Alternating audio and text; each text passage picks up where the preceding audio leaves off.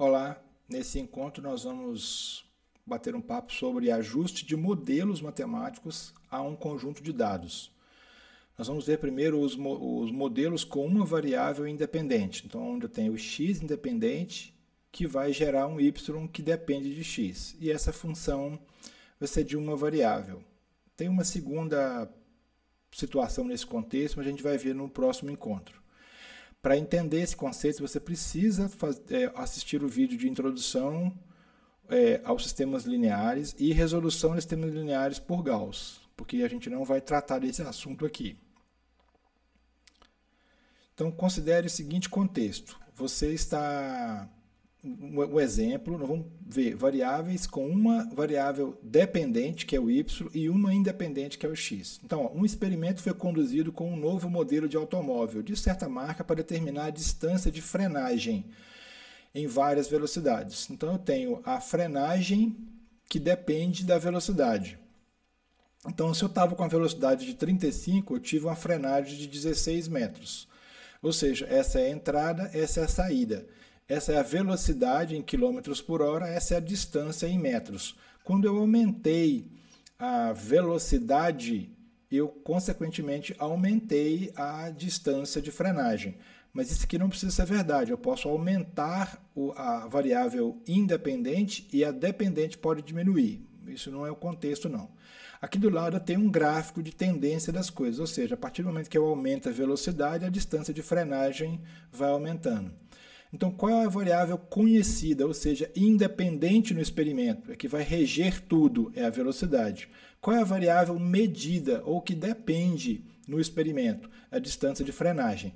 Qual é a necessidade de um modelo matemático?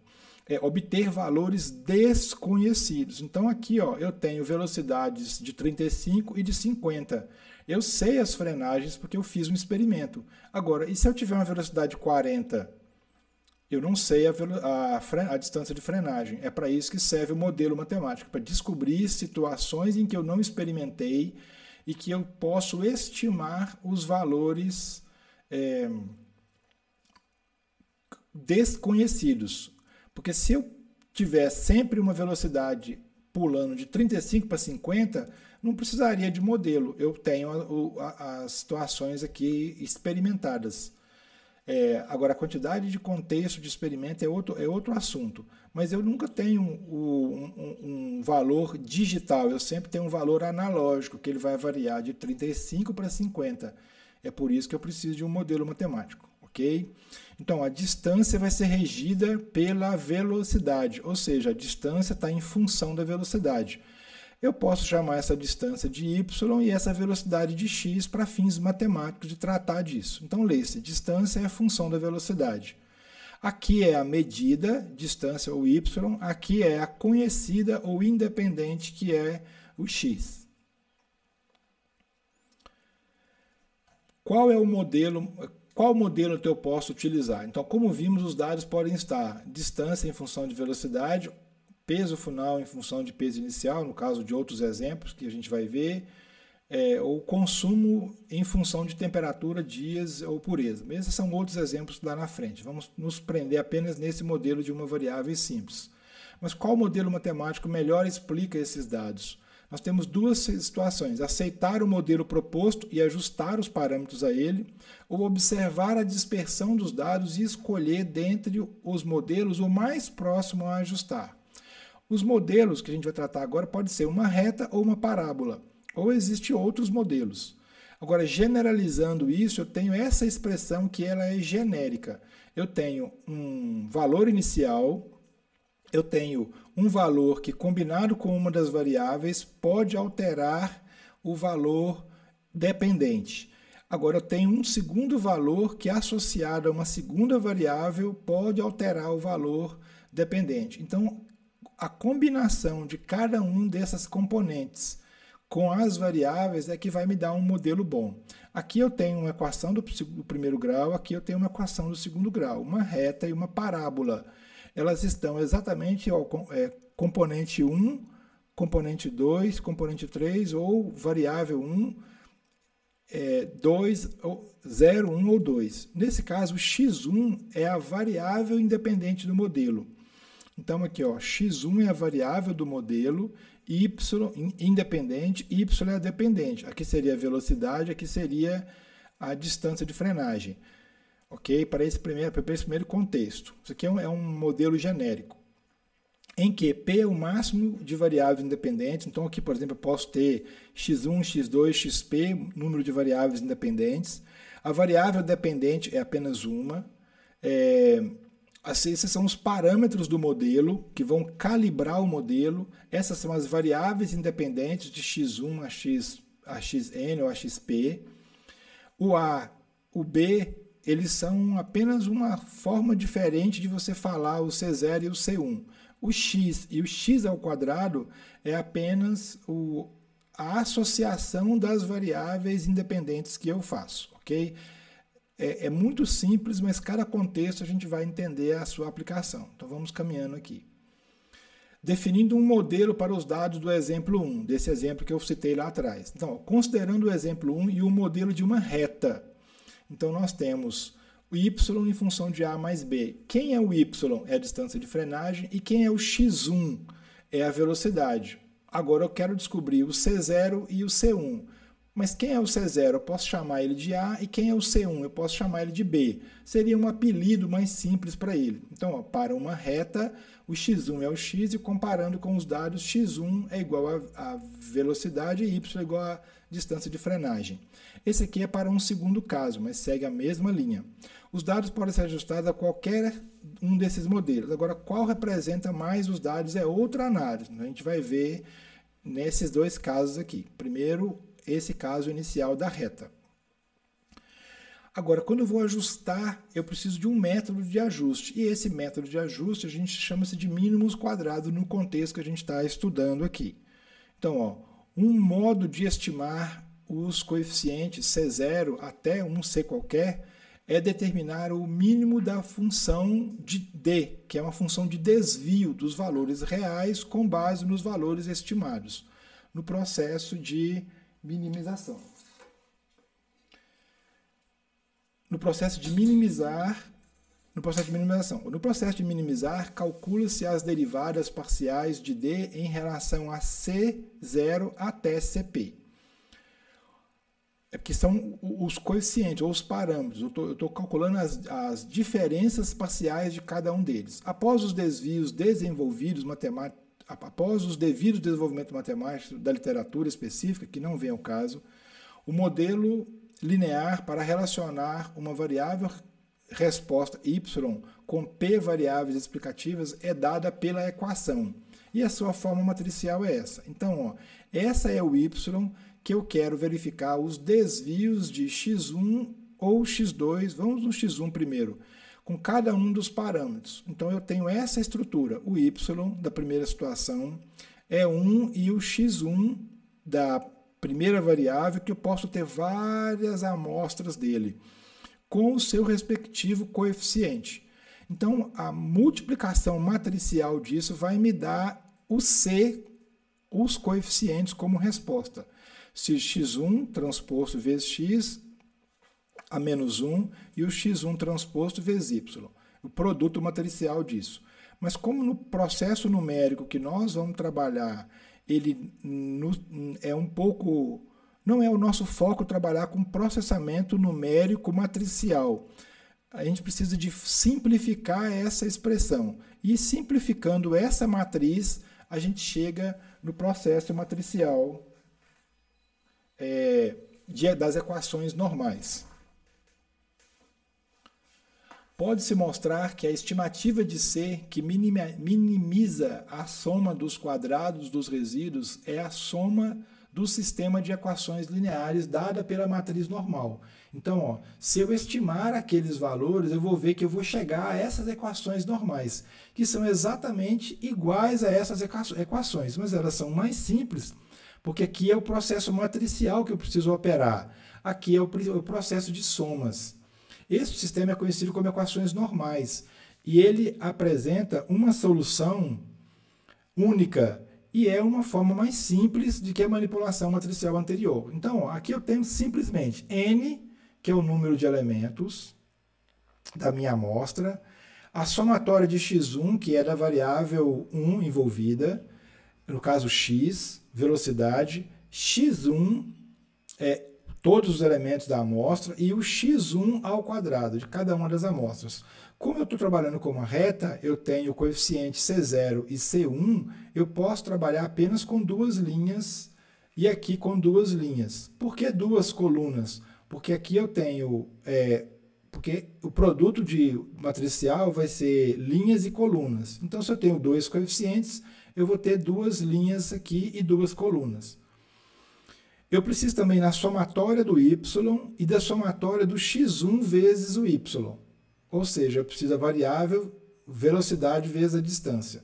Essa matriz aqui, ela vai ser simples quando eu isolar num exemplo, que eu estou vendo um modelo genérico para qualquer número de variáveis. Como eu tenho uma só, eu vou apenas duas linhas e duas colunas, no caso aqui.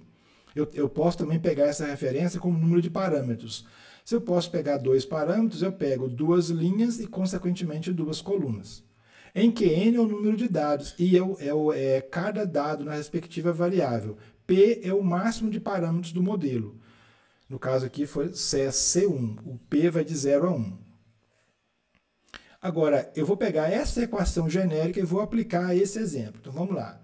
Aí, essa foi apenas a teoria, agora vem a aplicação. Definindo um modelo P1 aplicado ao exemplo 1. Considerando o exemplo 1 e o modelo de uma reta. Então, ó, eu tenho o mesmo caso anterior. Y que é igual a C0 mais C1 x1.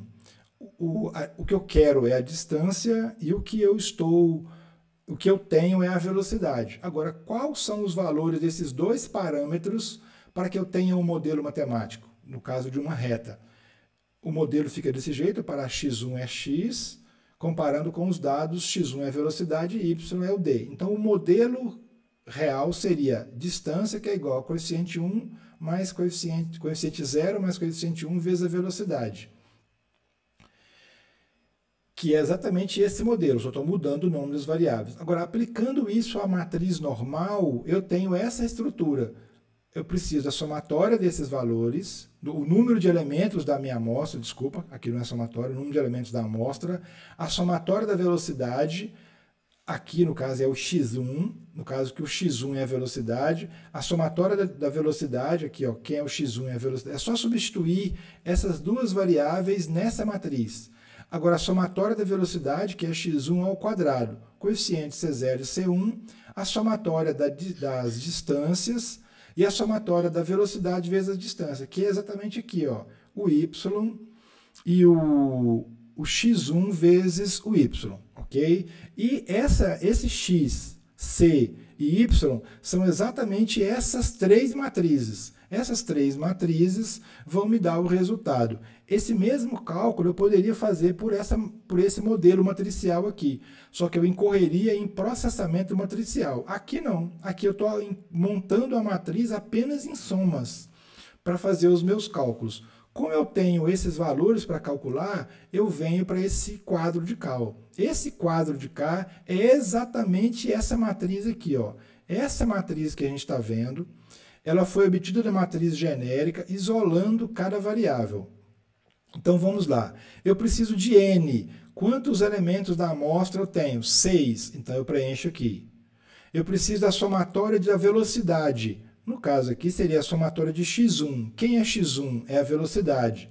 Então, se eu preciso da somatória de x1, eu coloco aqui, eu monto um quadro direitinho, eu coloco x1, é a velocidade. Quais são os valores dele? Mas aonde eu obtive isso aqui?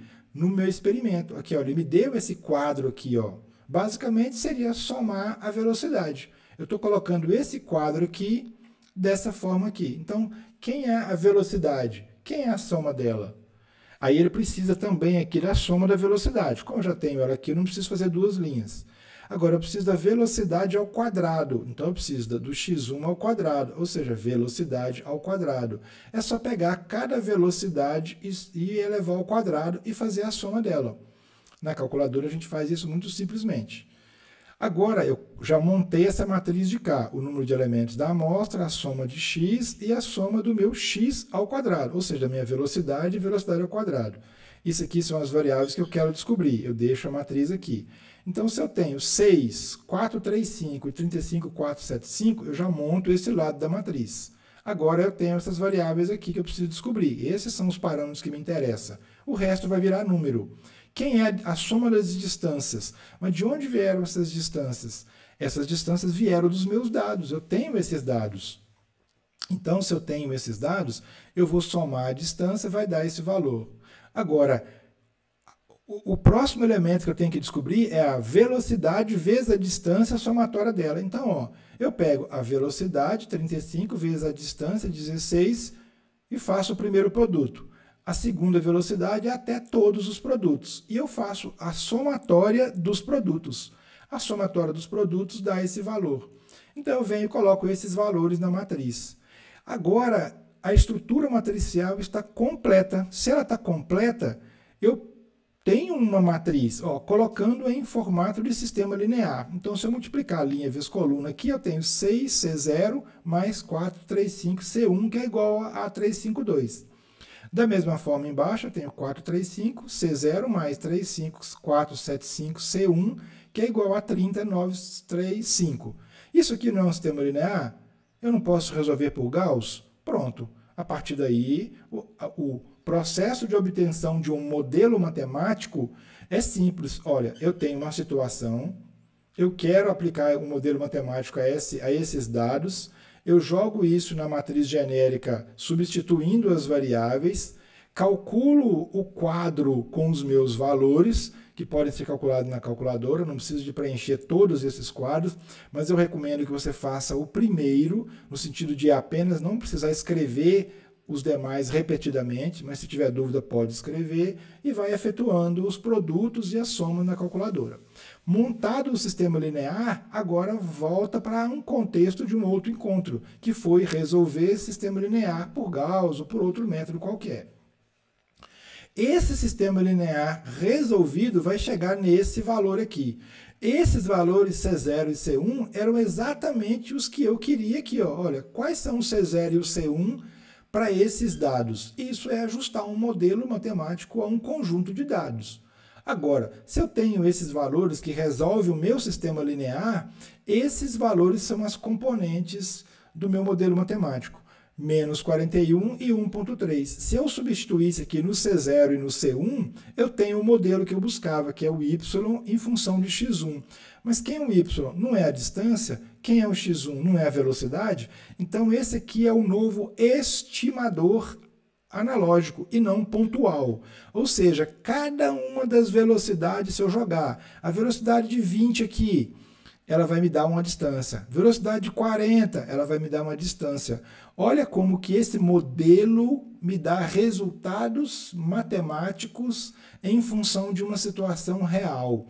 Esse é o modelo matemático que melhor explica esses dados nesse contexto, ok? Podem existir diversos outros modelos matemáticos, não é a questão. Mas o processo de calcular isso é dessa forma, ok? Deixa eu ver se eu esqueci alguma coisa aqui. Revisando. Então vamos lá, vamos revisar de forma geral para a gente entender. Eu tenho um contexto de uns dados de velocidade que eu quero calcular a distância. Eu ploto os gráficos, escolho um modelo. No meu caso aqui, o modelo foi uma reta. Eu relaciono quem é quem, chamo esse novo modelo de distância que é igual a C0 mais C1 velocidade. Como eu tenho a matriz de somas, as equações normais que vão me dar o sistema linear para relacionar as variáveis com os parâmetros, eu monto a matriz. Se eu monto a tabela de somas e produtos que vai me estruturar a matriz. Da matriz eu monto o sistema linear. Se eu montar o sistema linear, eu resolvo por Gauss, eu tenho a relação dos parâmetros e as variáveis. A partir daí eu traço o estimador. Esse D aqui é o estimado. Esse valor aqui é o obtido no experimento, ok? Esse é o processo simples de ajuste de um conjunto de dados ao modelo matemático. A gente tem outras situações, mas veremos em outro encontro. Obrigado.